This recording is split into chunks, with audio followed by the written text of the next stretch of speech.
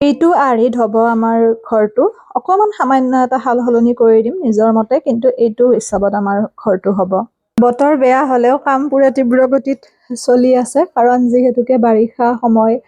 গতিকে বৰষুণ বা ধুমুহাই তেনেকে ধৰিলে কামবোৰ ৰৈ যাব সেই কাৰণে যিমান পাৰি ধৰক পিনটো সোনকালে বনাই ইয়াতে মাটি ফিলিং কৰিব লাগিব কাৰণ যিহেতুকে বৰষুণ দিলে মাটি অনাটো অকমান প্ৰব্লেম হৈ যায় সেই কাৰণে সোনকালে হ'ব বেছি সময় নালাগে ঘৰটো হওঁতে তিনিটা ৰুম ইয়াতে কৰা হৈছে আপোনালোকক যে দেখুৱাইছিলো 15x16 তিনিটা ৰুম ইয়াতে বনোৱা হৈছে আৰু সৰুকৈ এখন বেলকনি বাৰান্দা টাইপৰ ঘৰটো আপোনালোকক সম্পূৰ্ণ হ'লে মই দেখুৱাম বাৰু অৱশ্যে আমাৰ থকা ঘৰ আছে তথাপিও আৰু নিজে ভাবিছিলো যে বনাম এটা ঘৰ বা তেনেকে ৰুম সেই কাৰণে আৰু ভৱিষ্যতে কিবা কিবি কৰিব লগা আছে বাৰু সেইখিনি কৰিম কিন্তু প্ৰথমতে এই ৰুম তিনিটা বনাই লওঁ ভিতৰতে এটা লেট্ৰিন বাথৰুম হ'ব সেইটো এটাও ইয়াতে আছে মই সম্পূৰ্ণ দেখাম বাৰু এয়া আৰম্ভণি যিহেতুকে কৈছোৱে আপোনালোকক মই নিজে কৰা কামখিনি আপোনালোকক দেখুৱাম নিজৰ কষ্টৰ উপাৰ্জনেৰে সেই কাৰণে আৰু ঘৰটোৰ ডিজাইনটো কেনেকুৱা হ'ব সেইটো মই আপোনালোকক দেখুৱাই আছো বাৰু এইটো আৰ্হিত আমি ঘৰটো বনাম ভিডিঅ'টোৰ শেষত আপোনালোকে দেখিবলৈ পাব আচলতে বহুতখিনি আপোনালোকে সাপোৰ্ট কৰিছে মৰম দিছে প্ৰত্যেকটো কামতে যাৰ কাৰণে আজি এইখিনি কৰিবৰ কাৰণে ধৰক কৰিছো কাৰণ বস্তু বাহানিৰ যিমানখিনি ধৰক দাম ঘৰ এটা বনোৱাটো ইমানখিনি সহজ কথা নহয় সেই কথাটো বাৰু উপলব্ধি কৰিছো তথাপিও চেষ্টা কৰিছো দিয়কচোন আৰু বহুত সপোন আছে আগলৈ সেইসমূহো লাহে লাহে কৰিব লাগিব কাৰণ সপোন দেখিছো যিহেতুকে আশা আছে যিহেতু গতিকে চেষ্টাও কৰিব লাগিব কষ্ট বুলি ভাবিলে আমি কেতিয়াও আগুৱাই যাব নোৱাৰো ভাগৰ কষ্ট এইবোৰ লাগিবই বা থাকিবই সেইখিনিক নেওচি বা ধৰক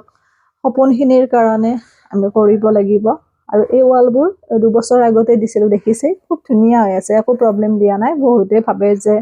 এই ৰেডিমেড ৱালটো বেয়া কিন্তু ইয়াতে একো আমি অসুবিধা পোৱা নাই এতিয়ালৈকে গতিকে ঠিকে আছে যিহেতু আমাৰ এৰিয়াটো ডাঙৰ গতিকে ইটাৰ ৱাল দিয়াটো অকমান মুস্কিল হৈ যায় কাৰণ কম ঠাই হ'লে দিব পাৰি বাৰু কিন্তু বহুত ডাঙৰ এৰিয়া হ'লে এটা বান্ধৰো প্ৰয়োজন তেনে ক্ষেত্ৰত আমি পাৰো দিবৰ কাৰণে ৰেডিমেড ৱালটো একো ইমান বেয়া নহয় যদিহে মানে ধৰক ঠাইটো ভাল হয় গা গছ ওচৰত বেছি থকা নহয় তেতিয়াহ'লে অসুবিধা নাই আৰু এয়া ফুলনিখন দেখিছেনে এতিয়া ফুলত তেনেকে সময় দিবই নোৱাৰা হলো আগতে কিমান ফুল ৰুইছিলো মই বহুত ভাল লাগে আচলতে যেতিয়া মন চন বেয়া হৈ থাকে ফুল বা জীৱ জন্তু এইবোৰ ঘৰত থাকিলে মনটো খুব সুন্দৰ পজিটিভ হয় আৰু কোনোবা সময়ত মন বেয়া লাগিলেও আমাৰ ভাল লাগে আৰু এয়া ভাইটিহঁত কৰি আছে আৰু কাম খুব ধুনীয়াকে অকমান ময়ো চাই দিওঁ মাজতে কাৰণ আমাৰো শিকিব লগা থাকে কষ্ট কিমান থাকে এই বৰষুণৰ দিনতো বা বৰষুণৰ সময়তো সিহঁতে ৰাতিপুৱাতে আহি ইমান ধুনীয়াকে কামখিনি কৰিছে সঁচাই ভাল লাগিছে বাৰু এয়া আচলতে এলাহ বা তেনেকে আমি ভাগৰ অনুভৱ কৰিলে কেতিয়াও সফল হ'বও নোৱাৰো আগুৱাই যাবও নোৱাৰো গতিকে দুখ কষ্ট এইবোৰ থাকিবই জীৱনত সেইখিনিক দুখ কষ্ট বুলি নাভাবি পেলাই যদি আমি